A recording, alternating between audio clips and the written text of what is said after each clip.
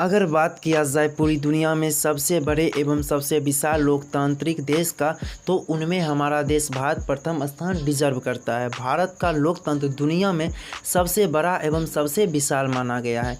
लोकतंत्र में सबसे अधिक महत्वपूर्ण भूमिका निभाती है चुनाव। चुनाव एक ऐसी प्रक्रिया है जिसमें जनता के द्वारा जनता अपने हितों के अनुसार प्रतिनिधि का चुनाव करती है। जनता अपने प्रतिनिधि का चुनाव प्रत्यक्ष या अप्रत्यक्ष तरीकों द्वारा करती है, लेकिन राष्ट्रपति का चुनाव अन्य सभी चुनावों के अपेक्षा सबसे अलग होती है। तो इसीलिए हम इस वीडियो में राष्ट्रपति के चुनाव के बारे में फुल डिटेल हम बताएंगे। तो आप लोग इस वीडियो को लास्ट तक देखिएगा। साथ ही हमारे चैनल पर नए हैं तो आप लोग हमारे इस चैनल को सब्सक्राइब कर दो और बगल के बेल आइकन को जरूर प्रेस कीजिएगा। तो अब इस वीडियो को स्टार्ट करते हैं। Article 54 to 58 of Indian Constitution governs the process of presidential election. Unlike the Prime Minister, the President of India is elected indirectly. That means no direct voting. But instead, the President is elected by the Electoral College. The Electoral College is a set of electors that consist of elected members of both houses of parliament and the Legislative Assembly of all states, including Delhi and Puducherry. The nominated members of Rajya Sabha and state assemblies are not eligible to vote. But the process is not that simple.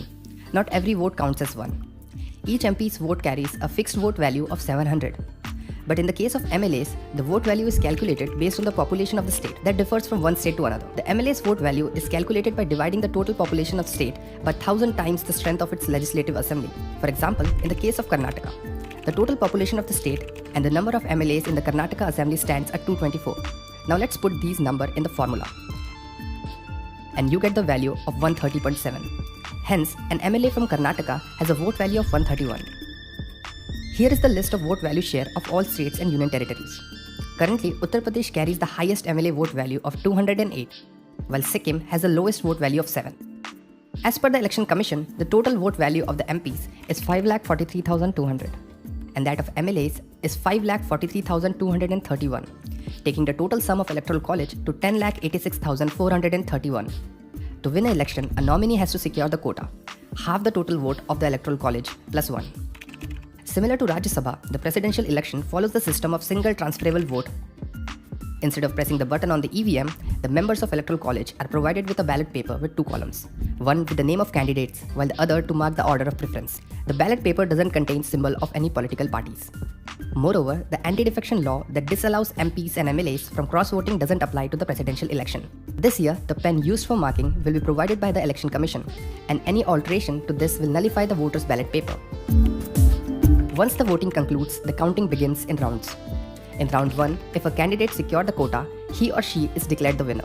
But in case no candidate secures the quota, the counting goes into round 2.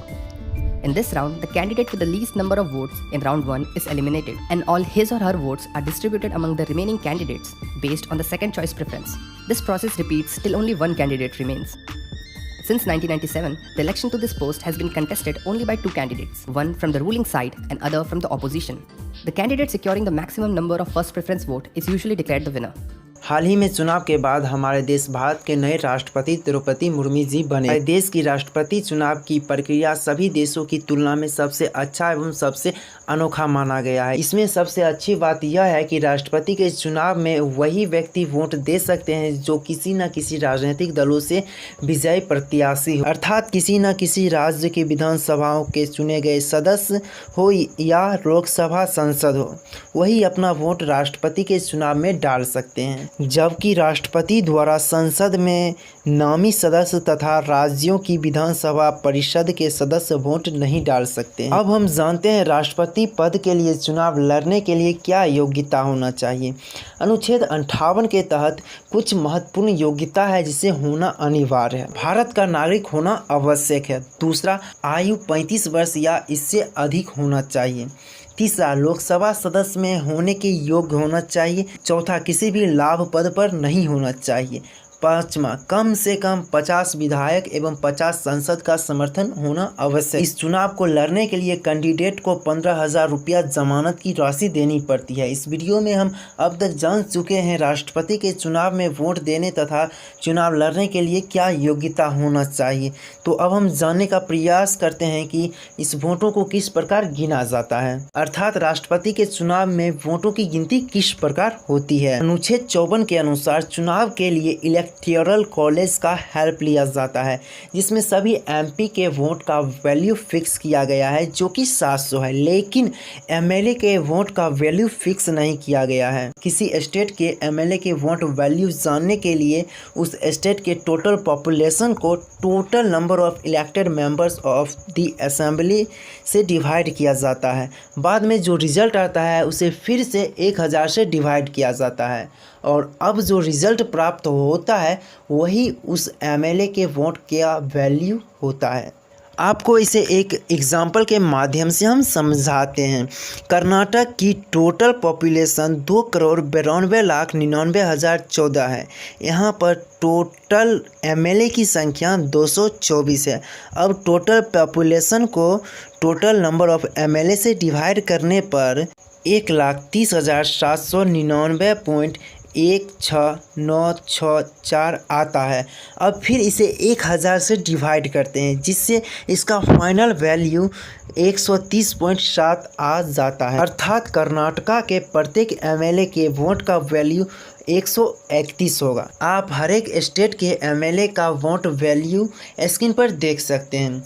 Uttar Pradesh के MLA का vote value सबसे अधिक 208 है, लेकिन सिक्किम के MLA का vote value 7 है, जो कि सभी स्टेट से कम है। सभी स्टेट के एमपी का टोटल वोट वैल्यू 5,43,200 है एवं सभी स्टेट के एमएलए का वोट वैल्यू 5,43,231 है। अब एमपी के टोटल वोट वैल्यू एवं एमएलए के टोटल वोट वैल्यू को जोड़ने पर 10,86,431 प्राप्त होता है। चुनाव को जीतने के लिए नॉमिनेटेड मेंबर को टोटल वोट वैल्यू के आधे से एक अधिक लाना है। इसके चुनाव के लिए हर एक एमपी और एमएलए को एक बैलेट पेपर दिया जाता है, जिसमें 2 कॉलम बना हुआ रहता है, जिसमें एक और कैंडिडेट का नाम लिखा रहता है तथा दूसरे ओर अपनी प्रेफरेंस को मार्क करना होता है। इस बैलेट पेपर पर किसी भी पार्टी का कोई भी चिन्ह नहीं देखने को मिलता है। फाइनली अब हम जानते हैं इस वोट का काउंटिंग किस प्रकार होता है। इस राउंड 1 में सबसे कम फर्स्ट प्रेफरेंस वाले कैंडिडेट को एलिमिनेट कर दिया जाता है। राउंड 2 में एलिमिनेट किए हुए कैंडिडेट के वोट को सेकंड प्रेफरेंस के अनुसार बचे कैंडिडेट में डिस्ट्रीब्यूट किया जाता है।